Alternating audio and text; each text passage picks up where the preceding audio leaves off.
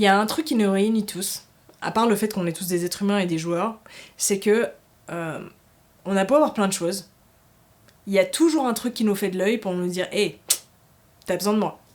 Et ce truc-là, ça peut être plein de choses différentes. Donc c'est-à-dire que ça peut être un truc matériel qu'on a envie d'acquérir, ça peut être une situation qu'on a envie de vivre, ça peut être une expérience qu'on a envie de vivre. Donc par ça, je veux dire, on a peut-être envie d'avoir une relation, on a peut-être envie d'avoir un nouveau boulot, on a peut-être envie d'avoir, je sais pas moi, un jet ou juste une maison reculée à quelque part. Ça peut être plein de choses différentes. Chacun son truc en fait. Et en tant qu'être humain, on a toujours envie de plus. Et pour avoir plus, il va falloir qu'on crée ce truc plus. Il va falloir qu'on trouve un moyen de l'avoir. Et c'est là qu'intervient la manifestation, la loi de l'attraction, toutes ces techniques qui font que, en fait, c'est des outils pour nous permettre d'avoir le truc qu'on désire et de préférence de l'avoir assez rapidement. Parce que on est prêt à attendre, mais quand même pas trop.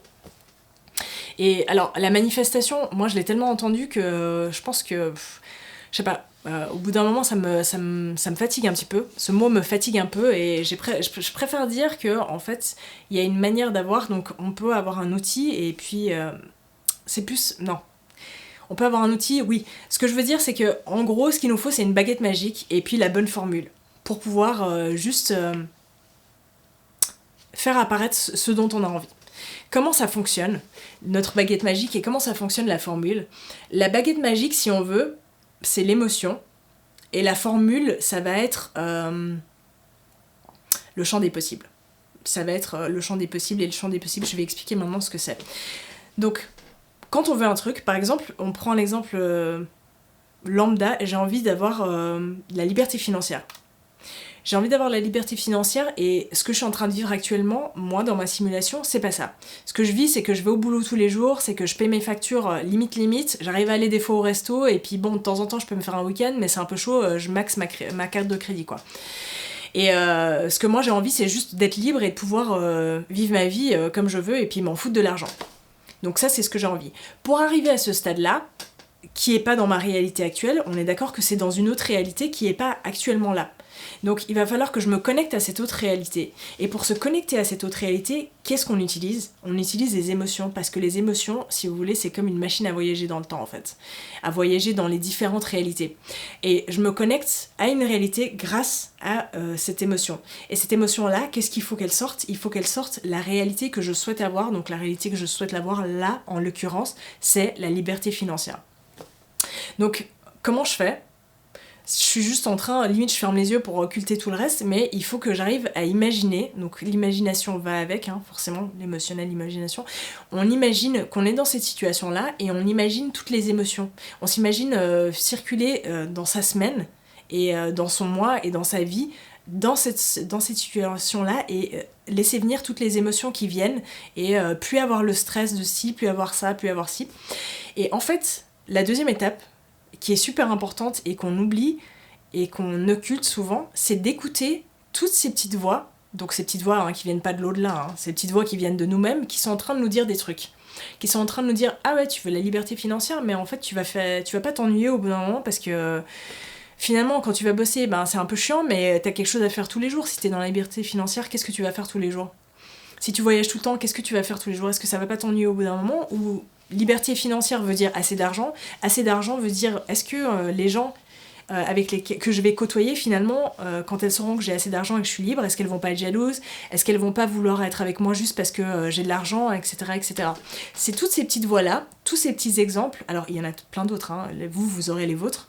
Et votre rôle à vous, c'est de les écouter. Pourquoi? Parce que ces petites voix-là, c'est l'expression de votre champ des possibles actuel. Par champ des possibles actuels, je veux dire que c'est... Le champ des possibles, c'est juste, ça vous dit juste les portes qui sont ouvertes et les portes qui sont fermées chez vous.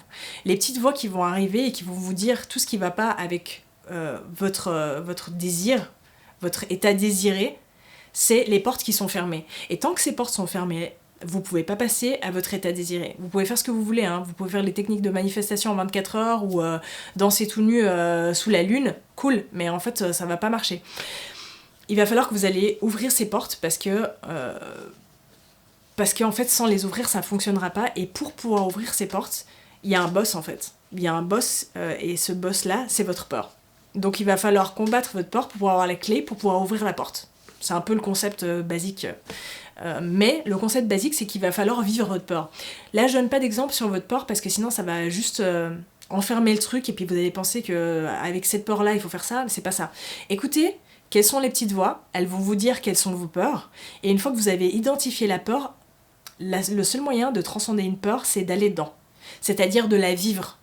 De vivre, alors ça peut être de la vivre de manière émotionnelle, hein, et on peut la vivre de plein de manières, mais il faut laisser l'émotion de cette peur, parce que généralement, une peur, on va la laisser de côté, et on va pas vouloir avoir les émotions. En fait, ce qui nous fait peur, c'est qu'on veut pas vivre tout le panel d'émotions qu'il y a autour de cette peur. Et ce qu'il va falloir faire, justement, c'est de vivre tout le panel d'émotions qu'il y a autour de cette peur. Donc, une fois que vous avez identifié la peur, allez vivre cette peur. Laissez-la monter en vous, vivez toutes les émotions, elles sont désagréables, je sais que c'est facile à dire, mais en fait, c'est pas si difficile que vous pensez. Le pas le plus difficile, entre guillemets, c'est de faire le pas d'y aller, et le fait de faire le pas, le premier pas. Une fois que vous aurez fait ça, ça va rouler tout seul parce que vous serez dans le truc et vous laissez les émotions monter en vous, et surtout, les jugez pas en fait. Si vous pensez que c'est des émotions mauvaises, vous allez les fuir. Si vous pensez que c'est désagréable, vous allez les fuir. Pensez juste que c'est une expérience. Et une fois que vous avez fait ça, là, vous pourrez ouvrir la porte, et quand vous aurez ouvert toutes les portes, vous aurez ce que vous voulez, quoi.